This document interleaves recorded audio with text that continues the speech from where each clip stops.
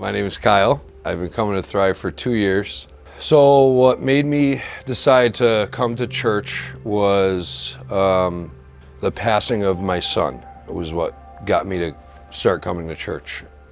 I wanted to be able to be with my son again. Mason was born February 12th, 2017.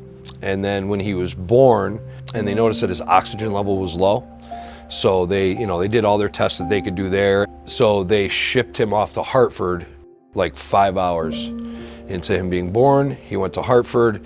They had him for a week, and they diagnosed him there with congenital heart disease. His heart was backwards, internally backwards, you wouldn't be able to tell from the outside. We were scared to death, obviously, just like any other parent would be. He had open heart surgery. They said it was an 85% success rate, and it didn't work. So they went back in. He did a total of 20 hours of surgery.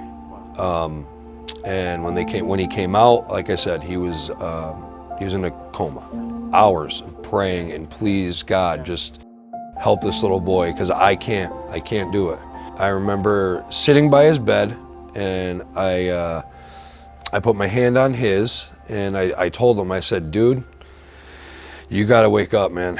You gotta do something, because they're giving us not good odds. They're saying some bad stuff. And the next day he woke up. Most people would looked at him and said, he looks like a normal little boy. He didn't run around as much as other kids. He wasn't even supposed to walk, and he did.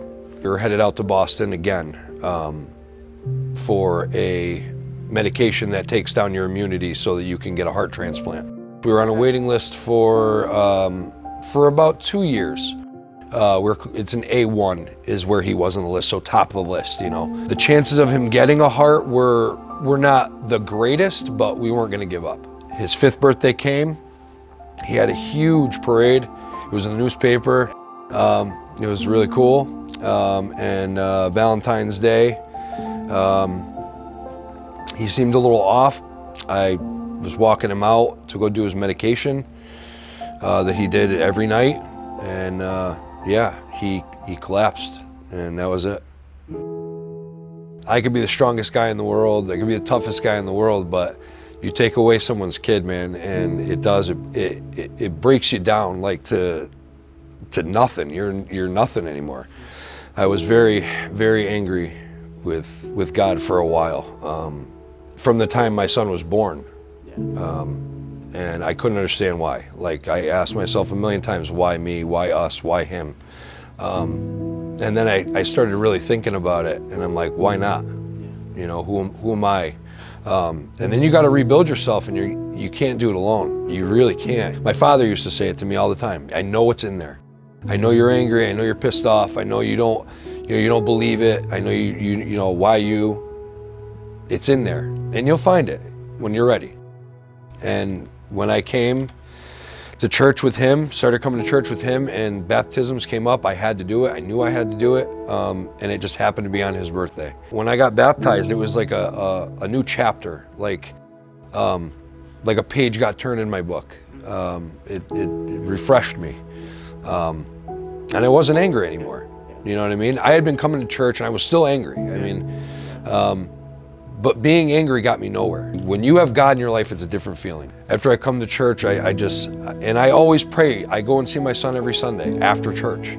And, I tell him about what Judah said, or, the songs that we sang, or whatever. And I talk to him like he's there, which I know he is. I get to be reborn again, and he gets to see it. He's looking down saying, all right, that's what I'm talking about. Because that's something he would have said. I have so many great memories that with Mason, and like I said, what brought me to God was him. I know I'm smiling because I'm just thinking about it.